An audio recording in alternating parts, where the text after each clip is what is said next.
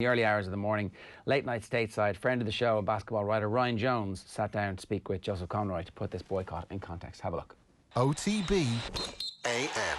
This is OTB Sports Radio. We're joined here by Ryan Jones on OTB AM. Ryan, a lot of people have been waking up to the news that was breaking and the news that continues to break overnight following the Bucks boycotting of their playoff game last night. Can you maybe just give people a bit of a timeline of what's happened?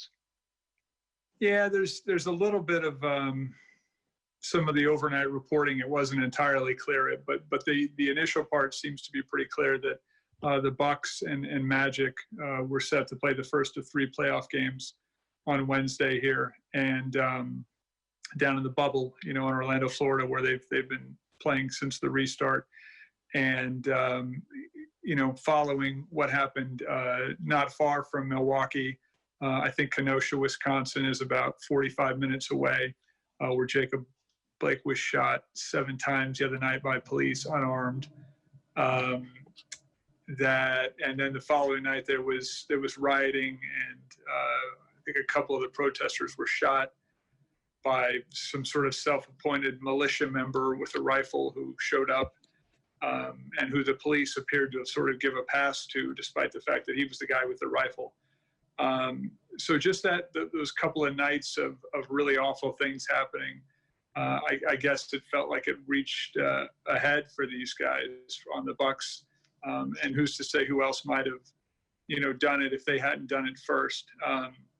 But the Bucks were the team, with sort of the closest geographical connection to what happened over the past few nights. And, there was a guy who was on the Bucks, Sterling Brown, if I'm remembering the name correctly, who I think just 2 years ago had a really awful interaction with police in or around Milwaukee over some really, minor incident, and was pretty clearly mistreated. So, and Milwaukee kind of has a reputation, as unfortunately a number of American communities do, of black folks in those communities, sort of living in fear of the police, quite honestly. So I think all those things, kind of the proximity for this team and having a couple nights of really, scary, unsettling stuff happening. And obviously all of this is still in the wake of what's happened in the U.S. over the past, 3 months. They finally decided, hey, this doesn't feel right. This bubble has been already an emotional, difficult thing for these guys to be isolated for their families in many cases, and down there for potentially a few months, depending how long their teams last in the playoffs.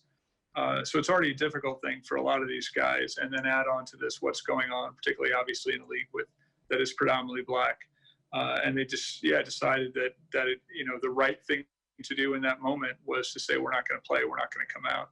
So it started with the Bucks, and I think from what's being reported, the Orlando players were sort of, hey, we didn't know this was happening, but okay.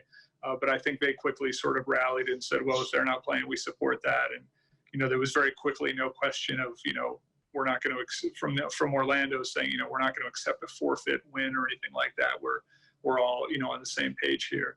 And then the teams that were set to play in the next 2 games after that, Houston, Oklahoma City, and then LA, the Lakers, and Portland all kind of fell. I don't want to say fell in line. That's not the right way to put it, but they all basically agreed pretty shortly thereafter. So all 6 teams then were on the same page.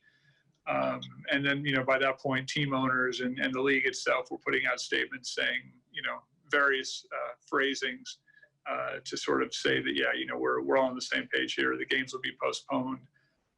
And we'll see. And then late Wednesday night here, there were some additional player meetings. And from what's being reported, LeBron and Kawhi Leonard were among the loudest voices saying, essentially, apparently, how can we come back to this? The right thing to do is that we're done now.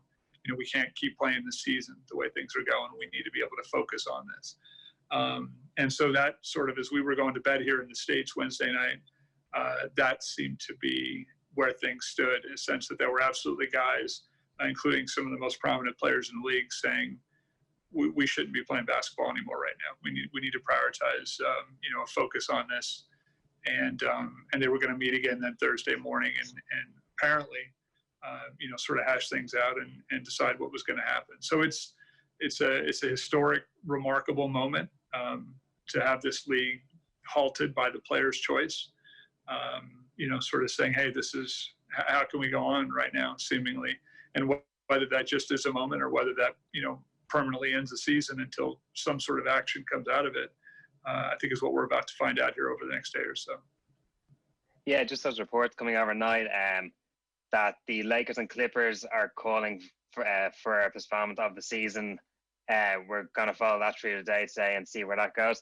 This pretty quickly spread beyond basketball as well. Right, yeah. There was some Major League Baseball.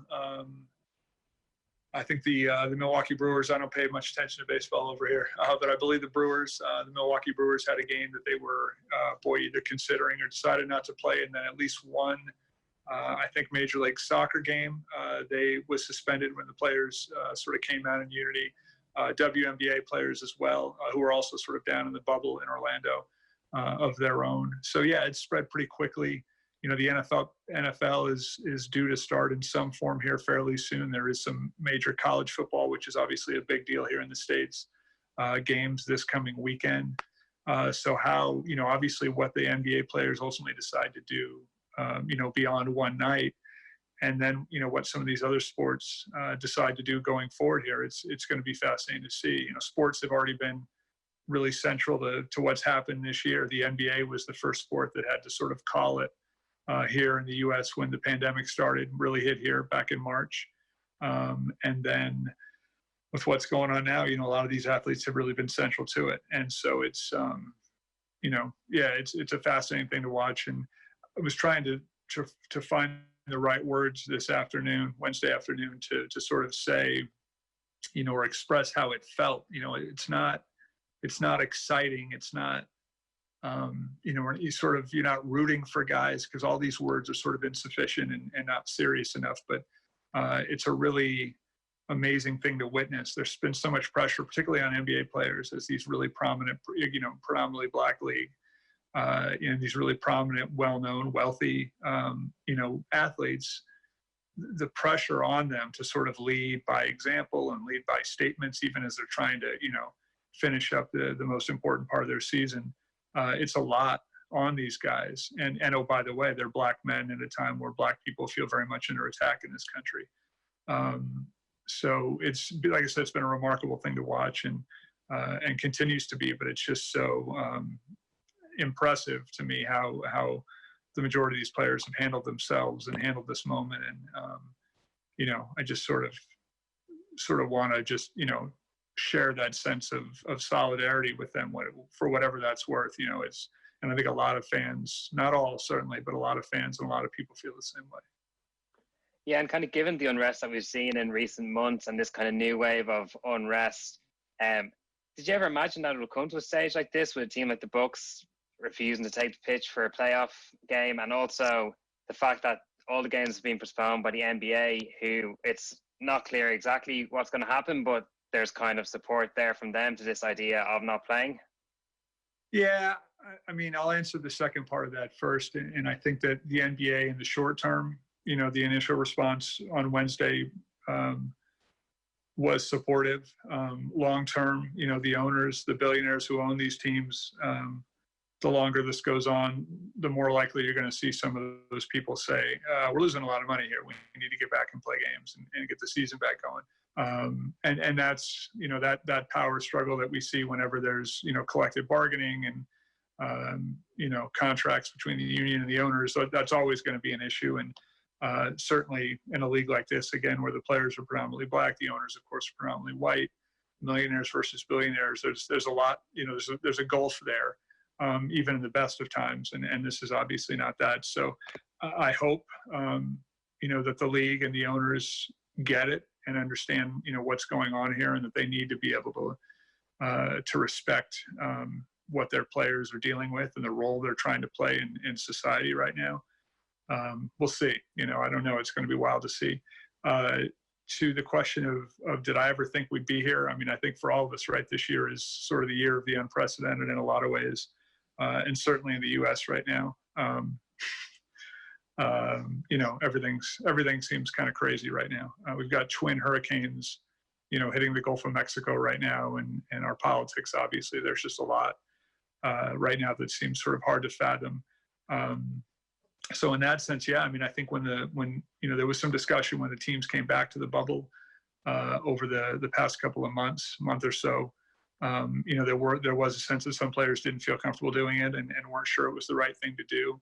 And that discussion's been out there. And then obviously since the league has restarted, a number of guys have made a point in their media, post-game media availability, sort of in response to the first question asked, to bring up the name of George Floyd or Breonna Taylor and continue to draw attention to those issues. So in that sense, yeah, I don't think it's shocking anymore that, the Bucks and then the other teams might follow suit and say, yeah, no, we got to stop.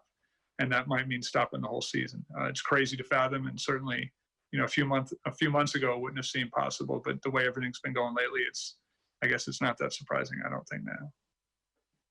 Yeah, and like you said, kind of it probably is a day when most of the attention is probably going to end up away from the NBA and away from basketball because there's bigger issues going on. We saw here, looking at the US, the kind of wave of protests after the George Floyd killing. Prior to yesterday, just to kind of get an idea of what protests were going on, compared to sort of that national kind of coast-to-coast protest movement, what level were things at? And do you think an action like what happened last night is going to kind of help to reactivate and maybe escalate that protest movement? Yeah, I mean, it's, I think it certainly has tapered off, right? After that initial, burst of activity, I think through June, especially those first few weeks. But, in certain cities, Portland, pretty famously, Chicago, bigger cities more so. And I think a lot of sort of smaller marches and protests in a lot of smaller cities all around the country have still been going on, but certainly not to the intensity that we saw. But I wonder, certainly after what just happened, outside Milwaukee, if that's about to kick back up again. And yeah, I wouldn't be surprised. So it had tapered off, but I think we're on the verge of it maybe kicking up again. And then again, our political conventions here, the Democrats were last week, the Republicans are going on now. I don't know if they finished tonight. I've tried to avoid it. But yeah, so that's a lot of the rhetoric around that has certainly inflamed things. So yeah, it's I'm not sure what'll come next here, but I certainly wouldn't be surprised if we see the protests sort of kick back up again to a higher level and more widespread and more people participating again. Yeah, I would sort of expect it at this point. Yeah, no, definitely going to be fascinating to watch, especially as that election gets closer. Thanks a lot for staying up to join us, Ryan. Really appreciate it. Yeah. All right, Joseph. Take care. Thank you.